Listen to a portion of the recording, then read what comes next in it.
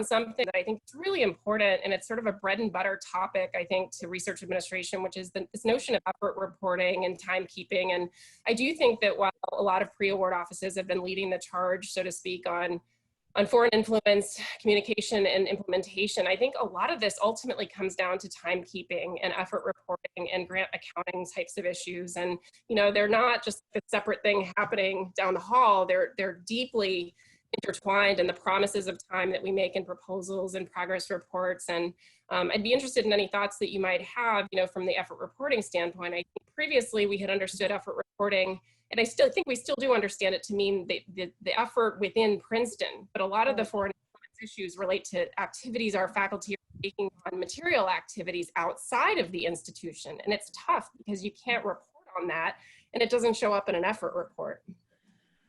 Absolutely, Elizabeth. That's a huge kind of dilemma that I'm sure, you know, Princeton, as well as many other institutions, has to kind of navigate.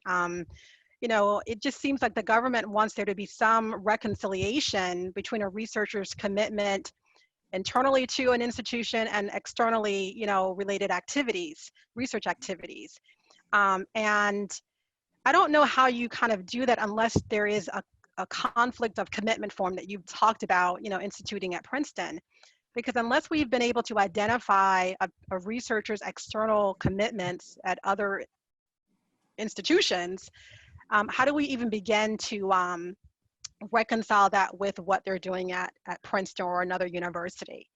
I think having a conflict of commitment form, you know, will serve to kind of facilitate the gathering of that information, so that then you can kind of reconcile it to what they committed to doing at their home institution, and begin to kind of see where are there overlapping activities that could be a cause for, you know, further, you know, discussion.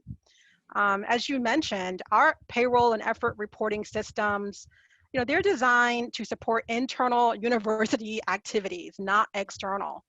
And so the requirement to track external activities, I think, one, increases burden, in particular for researchers, because now we're asking them to kind of provide, you know, this additional details. Certainly a conflict of commitment form could facilitate that type of requirement.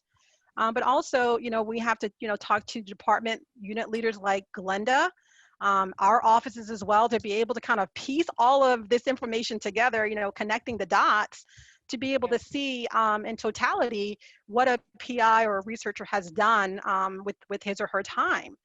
To some extent, I feel like we're being asked to be detectives, and I think we have to kind of consider, you know, the investment we're making in light of, you know, certainly when there are offenses, when there are violations, they're pretty serious, right? Because IP information could be potentially, you know, siphoned off to another government. At the same time, we know that this isn't a large population in terms of foreign influence, where we have bad actors. And so I think, you know, we're challenged with, you know, well, what are the right risk mitigation strategies to implement, understanding that, you know, this isn't, you know, entirely pervasive, right? And so I think I'd mentioned earlier, you know, what we're doing is trying to increase awareness and communication on our campus. Like, let's educate everybody. Everybody needs to know kind of, you know, the concerns around inappropriate foreign influence. And so how do we kind of create awareness within our campus? How do we educate PIs, especially new faculty members? You know, do they not know about the requirement? And perhaps that's why they failed to disclose. Or did they just honestly make a mistake and just forget to disclose a foreign collaborator or support? Or was there some intentionality to circumvent the requirement? I think those are the questions that we kind of have to get to. And I think the latter one concerns me the most, in terms of someone who's deliberately trying to circumvent and not disclose information that they should. And so how do you kind of create, you know, a risk averse or tolerant environment in light of these different kind of scenarios or circumstances that we may potentially encounter? Yeah, and how do you do it in a way where you remain true to the mission of your university of being open and collaborative and working across borders and non-discriminatory? Absolutely. Hitting that balance is just essential.